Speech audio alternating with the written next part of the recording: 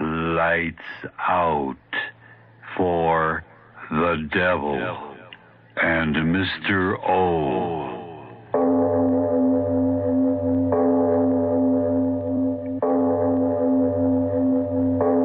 It is later than you think.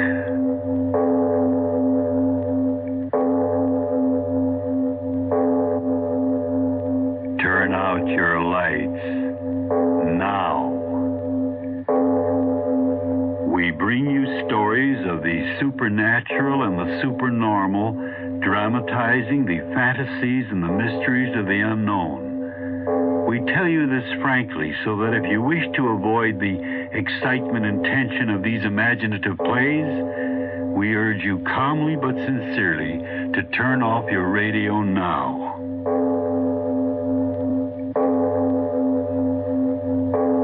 This is Mr. O. Arch Obler.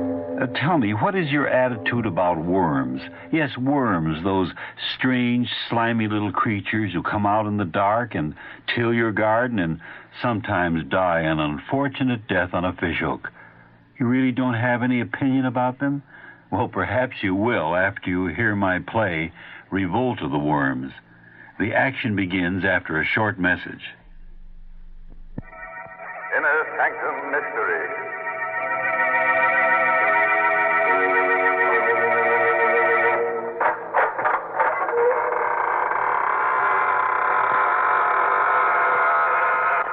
Hello, this is your host, welcoming you through the squeaking door.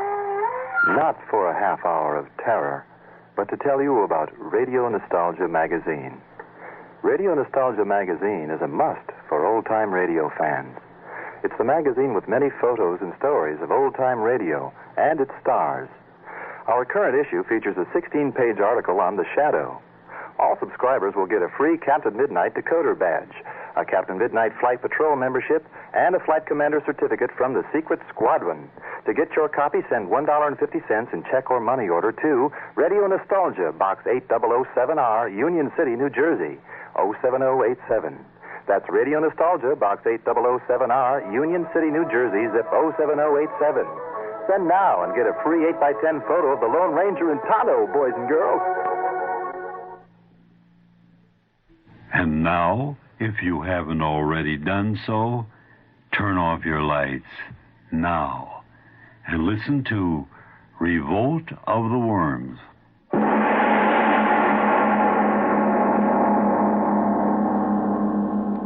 All I can do is sit and think and wait.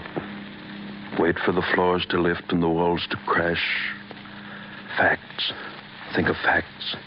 Yes, a journal of facts. Think how it began, why it's happening. Journal of facts until the walls crash in and the thick flesh. Charles Prentice. There's a fact. Chemist and fool. Fool. Run away. Run away.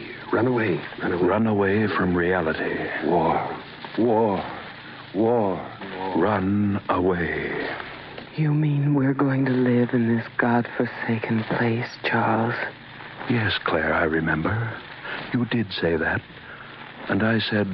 Of course we're going to live here. It's ideal for my work. But we're so far away from everything, Charles. So far away from what?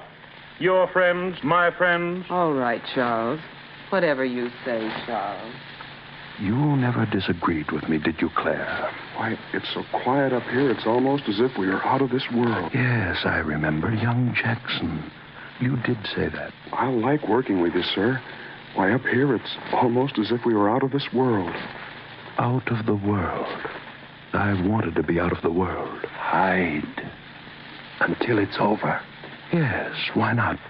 Why not? What are you going all the way up there for, Prentice? To do my work, of course. But who cares about propagating new varieties of roses at a time like this? The times have nothing to do with it. I'll do what I please. I'll do what I please.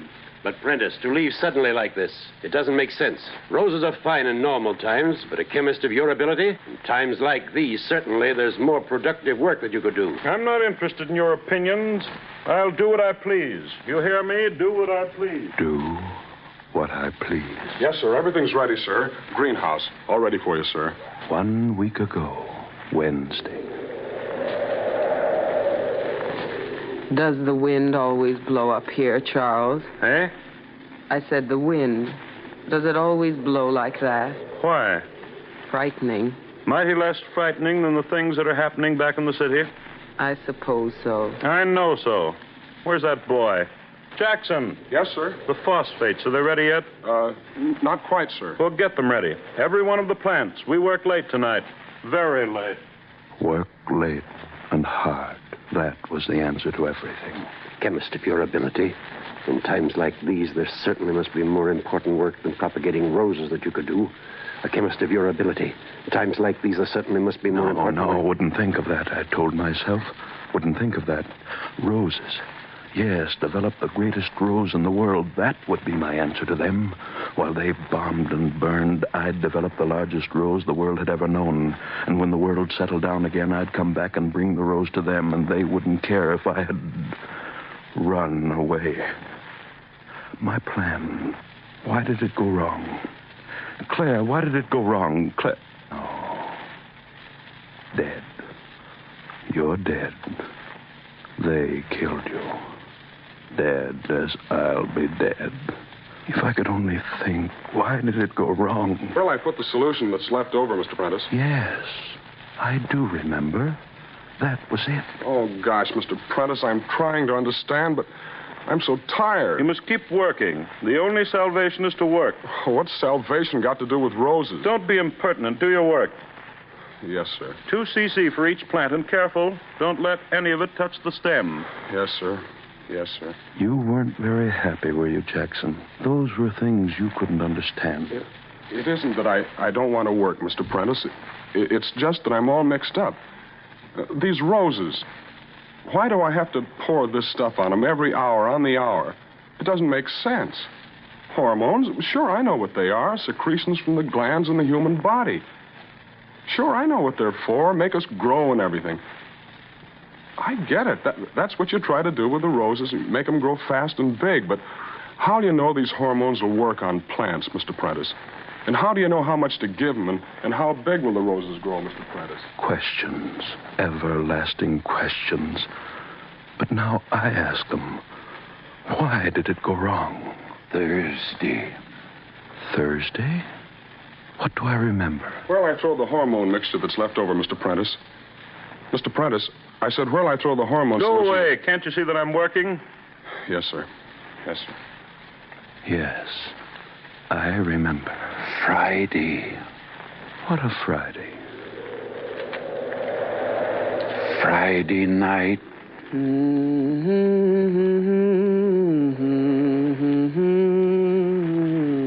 Claire? Yes? Is that you? Yes, Charles. What are you doing walking out here in the dark? It's a lovely night. Romantic at your age. I just like the night. You women, come back to the house. All right. Crazy, walking around in the dark. What's the matter with you? Can't you walk? If I hadn't caught you... It's slippery. What are you talking about? It's all slippery around here. Don't talk foolishness. But it is. By George, you're right. What? Stand still. I'll light a match. I had some... Yes. Now, we'll see what... Charles. Stop grabbing. What? Worms. What? Well, can't you see? Just ordinary earthworms. Night crawlers. We just walked over a few of them. Oh, you women with your fears and your squeamishness. Walked on a few worms and you make more noise and more fuss. Yes, I remember. Friday night. The extra hormone solution, where'll I throw it, Mr. Prentice? Mr. Prentice, where'll I throw the extra hormone solution? Saturday. And then the night. Jackson! Jackson, where are you? Jackson, I told you to stay in the house. Jackson, where are you? It's time to feed the plants. Jackson, where are you? He's not here, Charles. Claire, you startled me walking up like that. I didn't mean to. That infernal boy, where is he? Have you seen him? He's not in the house. But I told him not to go out. I told him only an hour ago he's got to work all night. The plants must be watered every hour on the hour. He went out. Well, why didn't you stop him? Now I have to go chase after him. Jackson! Jackson, are you out there? Come in. Charles, what? Oh, what did you think it was? Thunder. It's starting to rain. Shut the door. Shut the door, I say. But the boy... If he hasn't the sense to come in out of the rain, it's just too bad. I've got enough to do with worrying about my roses without worrying about him. And don't you go out after him. He'll come back. He'll come back. Saturday night. And when it was day again... Charles, wake up. Please wake up. Oh, where? You're on the couch. You fell asleep on the couch. Charles, get up right away. What's the matter with you? Why should I get up? What difference does it make? Listen to me, please. The boy, he isn't back yet. What? Jackson, he isn't back yet. Charles, where can he be? The storm, you slept, I waited. Wait a minute. Have you looked in his room? I just came from there. Charles, where could he have gone to? All through the storm. Oh, stop talking so much and let me get up. Let's go see. Oh. Must you follow me? Why didn't you wake me up? Why did you let me sleep? I must have fallen asleep, too. I opened my eyes. It was day. Oh, Charles. Oh, stop Charlesing me. Crazy young fool, so he spent the night outside. So what's the difference? Teach him a lesson. Well, no wonder he isn't back yet. Fog like this, it's as bad as night. Charles, All right. What am I supposed to do? Go wandering through fog like a bloodhound, like a fool? Don't worry, he'll be back. He'll be back. But you never did come back, did you, Jackson? When the sun came out and that everlasting wind came up and lifted the fog.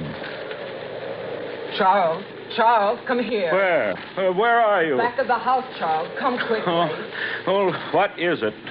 What do you want now? The boy isn't around. I've looked everywhere. Charles, Now, what's happened back here? What?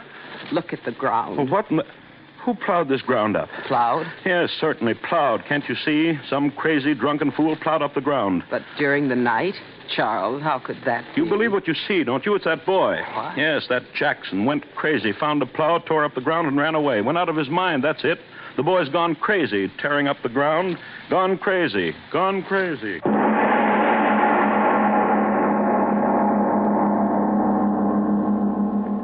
Friends, we leave our The Devil and Mr. O story of Revolt of the Worms to take a deep breath and a word from your station.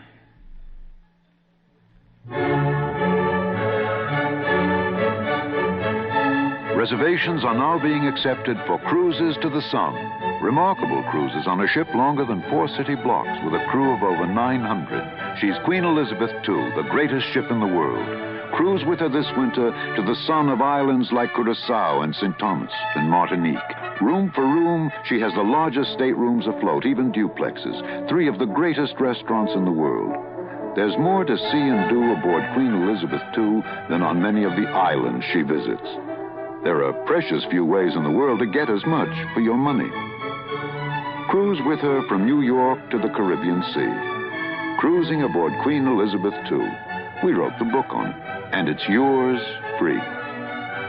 For your free copy and reservations, call your travel agent or Cunard at area code 212-297-6100. Queen Elizabeth II is a British registry.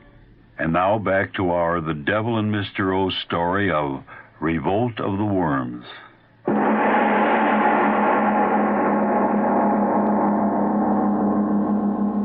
And then, that night, that same night after I thought Jackson had gone crazy, run away, I went back to my work, Sunday night. Charles, can I speak to you?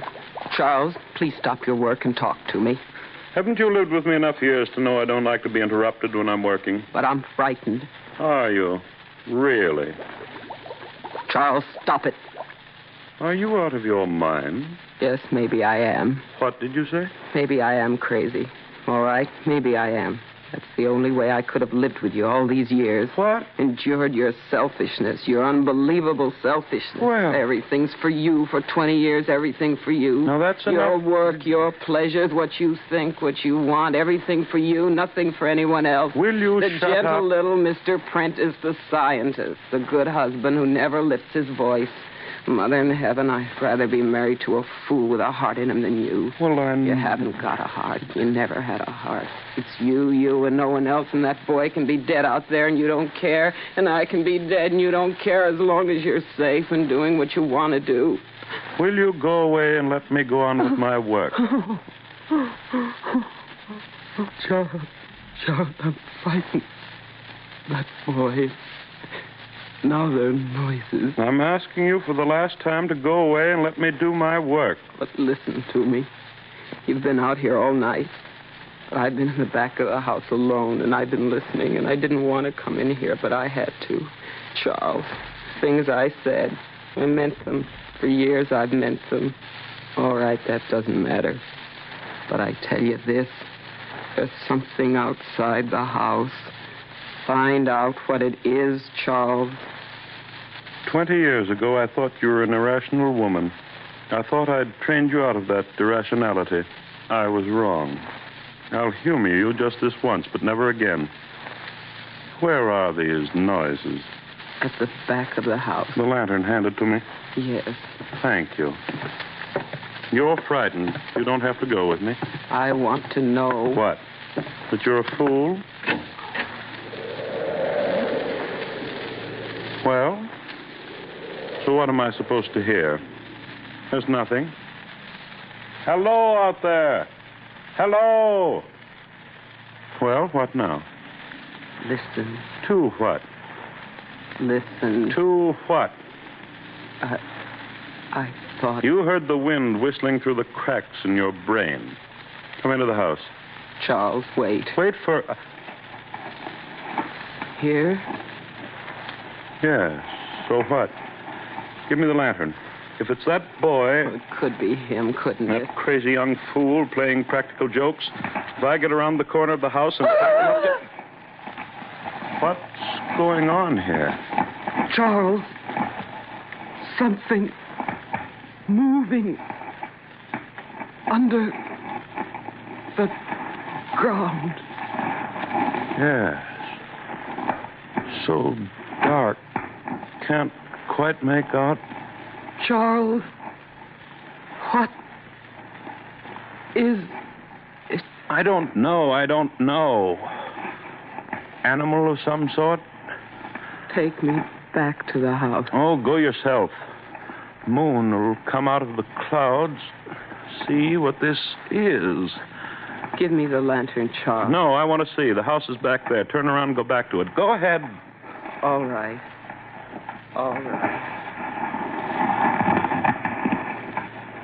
Yes. It is something burrowing. Infernal moon come out, I'd see. There. Coming out. Now I'll see what...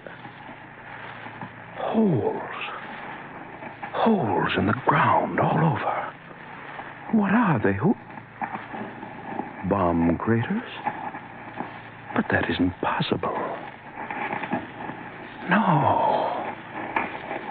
Animal burrows. But what animal could make a hole 4 feet across? What animal? Claire! Where are you? Claire! So dark, I can't see you. Claire! Where are you? Claire! Claire! Where are you? Claire! Yes, Claire. Claire! I ran through the night looking for you. The echo of my voice is still in my ears. Looking for you, and the moon was under the clouds, and I couldn't see, and I couldn't find you. And then I did. You had fallen into one of those craters, into one of those holes in the ground. I couldn't see you, but I could hear you. But which one of the holes? They were all over, ground pockmarked with them. I ran around in the dark. I could hear you, but couldn't find you. And then the moon, it was out again. Oh, blast the moon. Why did it come out? If it hadn't come out, I wouldn't have seen. and my head. Stop it, Claire, stop it. I can still hear you. I can still see you. Your body down in that hole. As I ran toward you, suddenly I saw that something else was coming toward you. Something that glistened, wet in the moonlight. Something long and slimy. A great twisting snake. Yet not a snake. Not a snake. And the fear in me made me fall to the ground, and I saw, as I lay there, I saw. The thing moved toward the hole in the ground as if you weren't there. As if it were blind and couldn't see. Like a great blind worm. It was a worm. A worm 10, 20, no, 30 feet long, crawling in fright to its home in the ground. And it moved toward you, Claire. Covered you. Crushed you.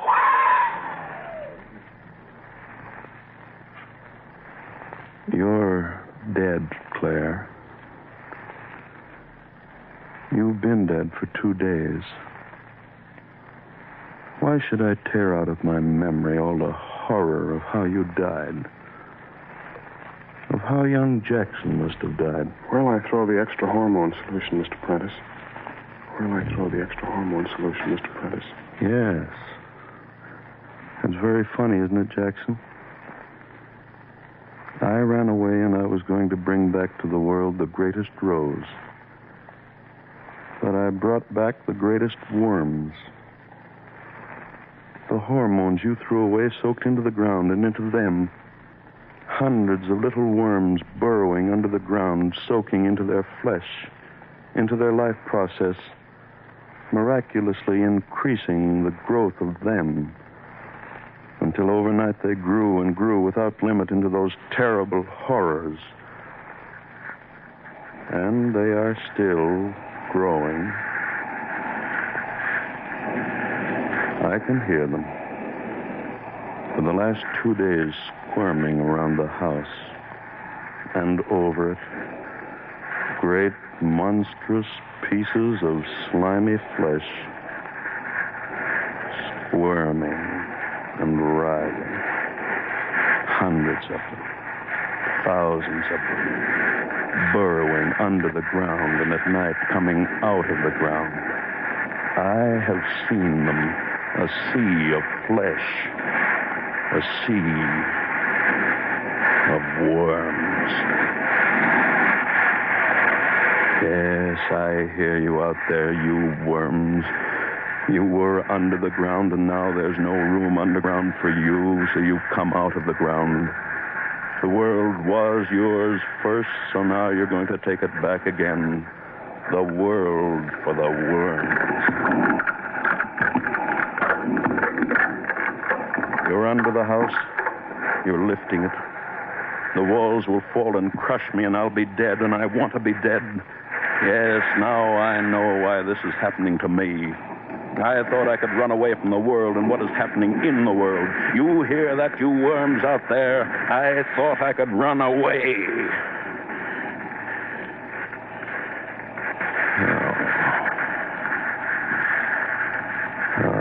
I'm very tired.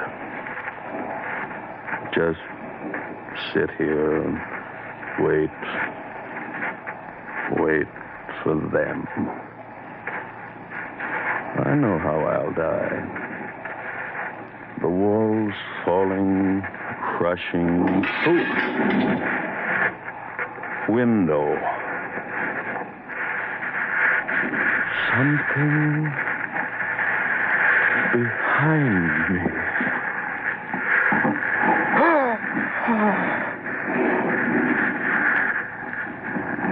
A worm.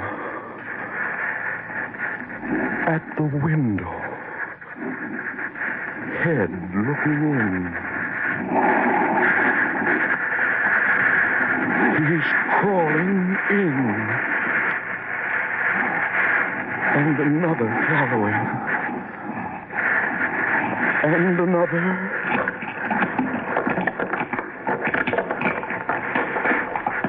They're filling the room.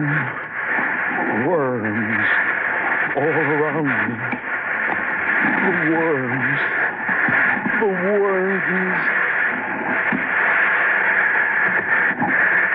Around me. Worms covering me. Cold flesh. Wet flesh. The worms.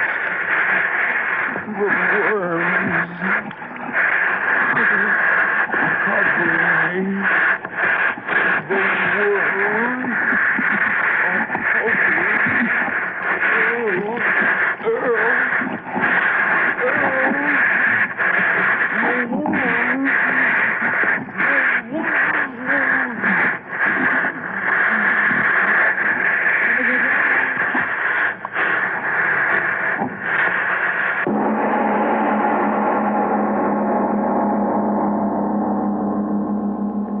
This is Mr. O. Arch Obler. I know what you're thinking. Worms that size, a pure put-on science fiction.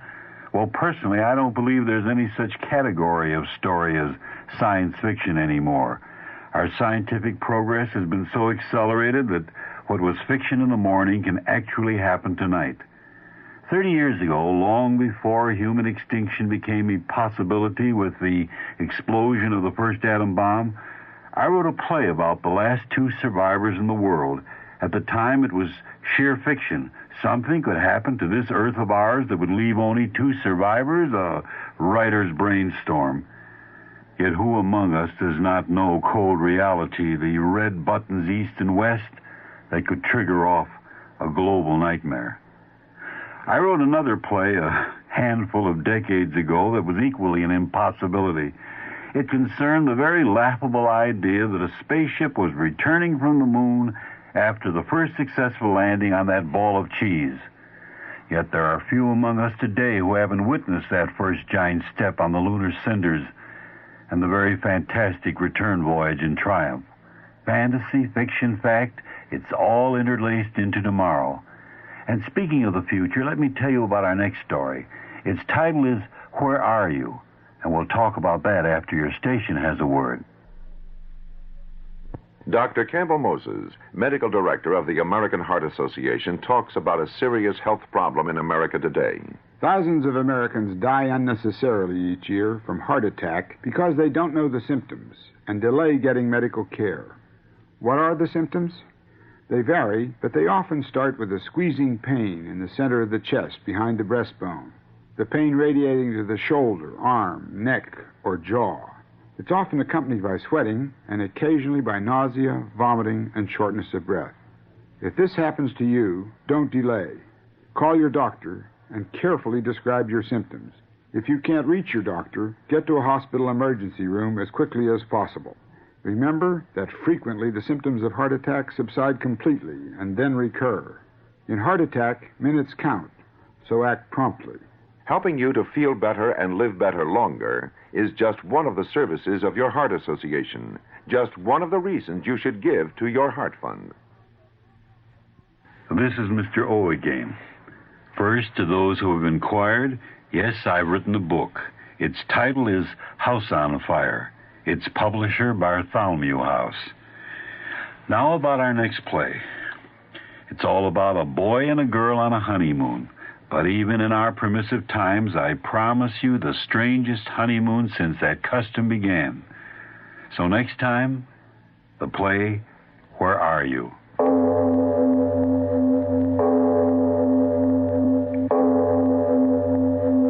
It is